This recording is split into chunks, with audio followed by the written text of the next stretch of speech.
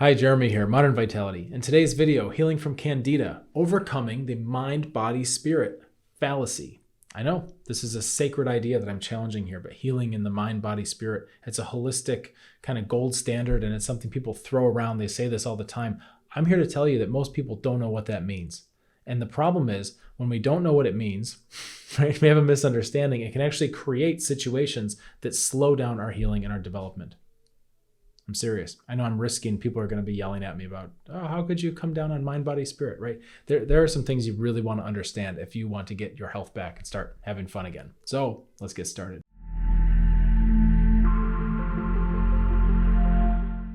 I'd like to share with you a story of a woman who reached out to me for help with a complex chronic health condition years ago.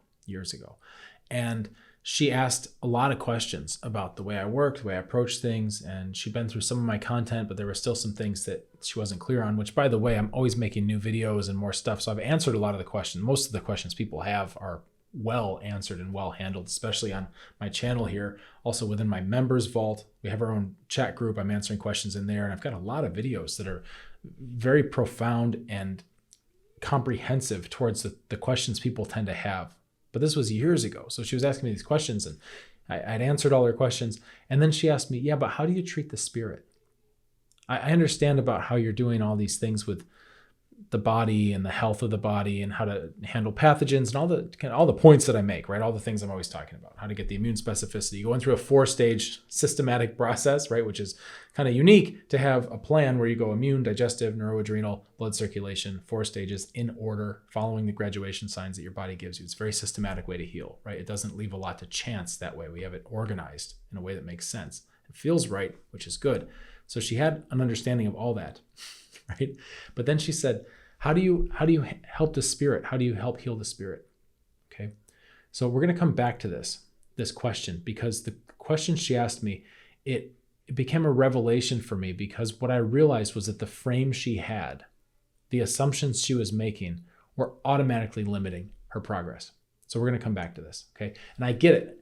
Where we have to really start is with conventional medicine and people being treated as just a physical machine, right?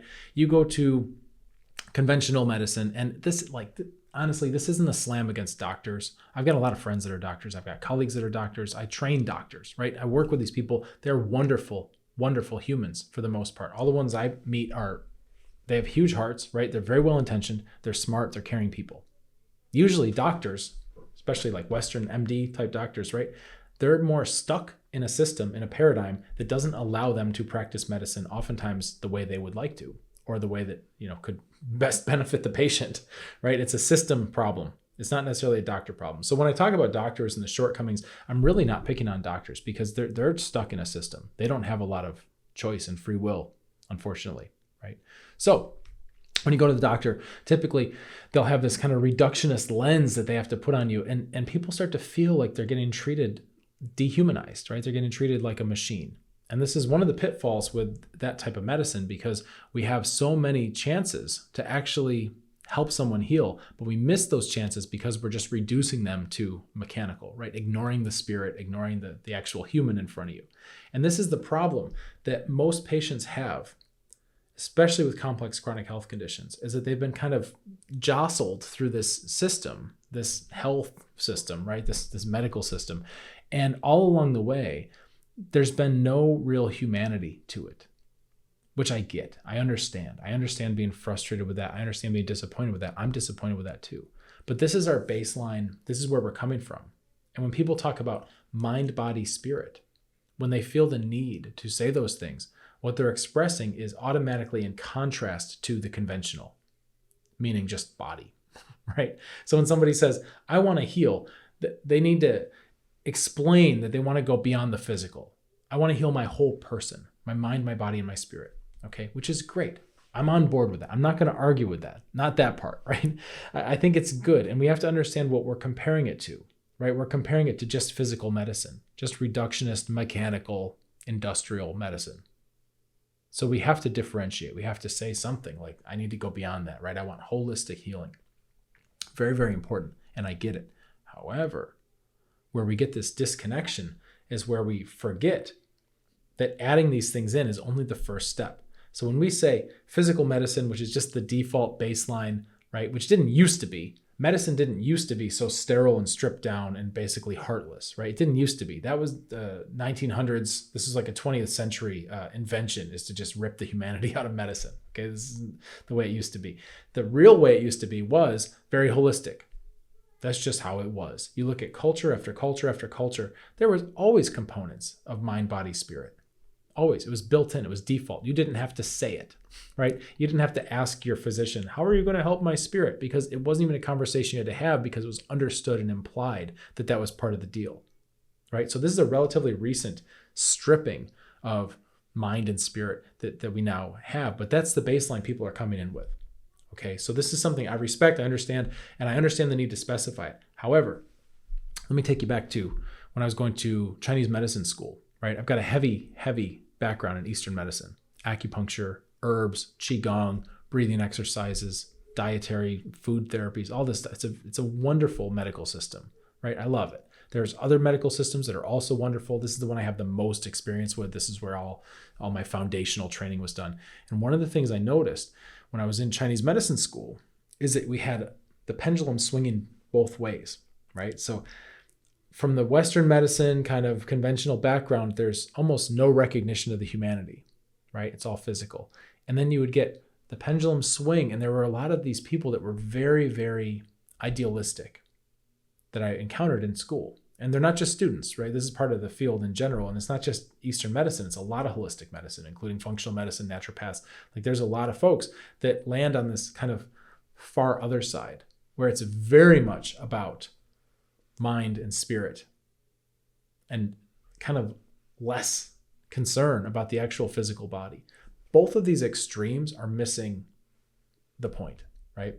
Seriously, we have to integrate all these things, right? The mind, body, and the spirit. We have to integrate these things, which means we have to integrate it, right? I know this sounds obvious, but we have to, in order to integrate it, we have to integrate it. So what I noticed were there are a lot of Eastern medicine folks that were very much interested in treating the spirit, right? Treating the spirit, helping people with their spiritual development, helping people with their kind of their mental landscape.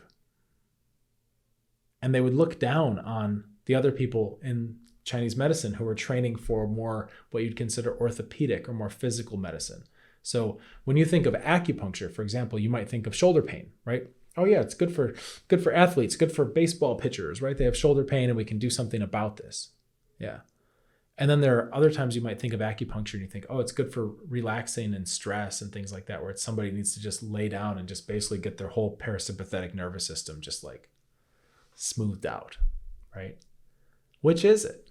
Well, it's both actually, as it turns out. But you get these camps, you get professionals who are kind of fighting and going, well, we treat the spirit. So we're not like these, just these mechanics that come in and fix shoulders, right? And then you get the kind of camps of the people who are like, well, this is, I'm actually moving mechanics and helping people get range of motion and things that you can measure and functional stuff back. And I'm not so woo-woo like all these other people who just treat the spirit, right? So I've got to give you this background because I've seen this in my own profession. I've seen it. It's everywhere, especially in holistic medicine.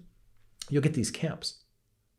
And the problem with the camps, the reason why the camps can exist is because there's division, because people say, I want mind, body, and spirit, but they list those as separate things. They think they're making a list of separate things, right? There's no division between the mind, body, and spirit. There is no division. That's the fallacy. Thinking we can divide it is the fallacy. That's where the mistake is. How do I know this? Well, because those orthopedic acupuncturists who treat shoulder pain, right? Yes, they get the pain to go down. Okay? Those people who treat the spirit, yes, they get people to feel calmer and more centered, right? But guess what? That's not the end of it. I once had a conversation with somebody who was very much about, oh, I treat the spirit. It's all about the spirit, spiritual development, and all this. And I said, have you ever had a headache? Have you ever been in pain? Have you ever had an injury that prevents you from doing something you love doing? A physical problem, right? How did that affect your spirit? I mean, come on. You've got somebody, a baseball pitcher, to stick with this example, who loves baseball, loves pitching, and now can't do what they love. How's their spirit? Unaffected? No, they're sad. They're angry. They're pissed. They're worried. They're anxious. And that's normal. The physical and the emotional, spiritual, mental, all that, it's one continuum. They are connected. If you find somebody who has a serious injury that stops them from doing anything that they love doing, and they're not affected by that, they're either lying to you, lying to themselves, or they've got a bigger problem, that there's a disconnection there. These things are the same. The mind, body, and spirit are the same. This is so important to understand. When you look at something like a physical pain, a physical problem, our existence is not compartmentalized. So when this woman was asking me for help, okay, I understand the stages, I understand the process, but how do you treat the spirit? We have to correct that automatically, immediately for her. These are not different things. The spirit auto-corrects. If you have a headache and you're miserable because of the headache and the headache goes away, what happens to the misery? What happens to your spirit, right? Being miserable after that becomes a choice, doesn't it? And there's a whole other level of accountability that we have in terms of treating the spirit then, because if we can take away the physical pain and the physical prods that are causing spiritual ripples and spiritual pain, then shouldn't we start to feel happy again, right? And if we don't, what's going on there? Maybe there's some more things we have to explore. So we have leverage in both areas. This is one of my little issues I take with a lot of the power of positive thinking type of message. Because when people are sick, when you have a complex chronic inflammatory condition that's starting to take over your life and you don't feel good, right? A lot of times morale starts to go down. That's normal. That happens. That happens. And when other people come in and these influencers or whoever with their little chirpy voices and they say, oh, you got to just think positive. You got to think yourself. Yes, there's some truth to that, right? There is the power of positive thought. Of course. Of course. It's just you lose a lot of leverage. If you have a ton of inflammation, you've got pathogens right around your body and everything's inflamed and you're in pain and your brain fog is so bad you can barely focus from one thing to the next. How are you supposed to will yourself better through the power of positive thinking, right? You need to open up leverage with the physical first so that there's not so much pressure on the mind. And then we can expand into that and then we can think positively and then we can take it from there. But what happens, why I get kind of hung up on this and why I talk about this a lot is because I see patients going through this process where they're inflamed. They're just starting out, right? They're inflamed. They got problems everywhere. The symptoms are all over the place. The brain fog, fatigue, exhaustion, weird pains, trouble sleeping, stressed out, neurologically overwhelmed, digestive issues, libido is toast. All this stuff is just eating into every facet of life and creating vicious cycle, vicious cycle, vicious cycle. Right? And then you get some chirpy influencer going, oh, you got to think positive. That's your problem. You got to think positive. Think yourself to help. And they think, well, there must be something wrong with me if I can't muster enough positivity to overcome all this. Right? And then that creates more bad morale, more mojo leaking out because we think, oh, well, these people seem happy and healthy. And they said, I've got to think positive. And I just, no matter what I do, no matter how much gratitude practice, no matter how much journaling, no matter how much manifesting and all this stuff, I just can't seem to move the needle on my health. Right. It's the wrong tool for the job. You got to start with a more physical process first. And then you open some of that up. You get a little healthier inside. And guess what? Now you got more bandwidth and energy for your brain. And now you can actually create positive thoughts that have some muscle behind them. And you can start to do that. And now you get the virtuous cycle going where the body's getting stronger and the mind's getting stronger. Right? And this ideally is they're going to feed each other, right? But I can't stand the implicit shame that comes in. Oh, you got to use the power of positive thinking. You should be thinking positive. Who are you? You don't know, right? You don't know. And I've seen so many people that they're not negative people. They're not bringing it on themselves, right? It's just very hard to muster that positivity. It's very difficult when you really don't feel good. It's really hard. And then somebody telling you that's what you should do makes things worse. So when we look at mind, body, spirit, right? I want to heal my mind, my body, my spirit. You've framed that already in a way where they're disconnected things. And I get it that we're talking about in relationship to Western medicine, conventional medicine, that we need to expand beyond just the body, right? I get it. However, don't limit yourself with your language because your mind is very powerful. And the more you look at those as three separate things, the more you're going to see them as three separate things, when in reality, it's a continuum of experience. We have to understand this. if you're healing and you're looking at something going, yeah, but that's only physical, right? Well, guess what? When the pain goes away, doesn't your spirit feel better? Right? I mean, they are connected. We don't need to make this esoteric and difficult. We can just look at it as a normal thing. This is a normal, natural process. This is very straightforward. This is the kind of thing where you should have a practical understanding of the interconnections between your body and your mind and your spirit. It's one thing. When you make yourself stronger, whether you started in a physical way, a mental way, whatever, your whole self, your whole organism, your whole system gets stronger, including your body, mind, and spirit. So I would encourage you to see this not as three separate things, right? And I get it. Sometimes we start there and we think, okay, well, I want, spiritual healing and all that. A lot of it's a construct. It's a marketing construct.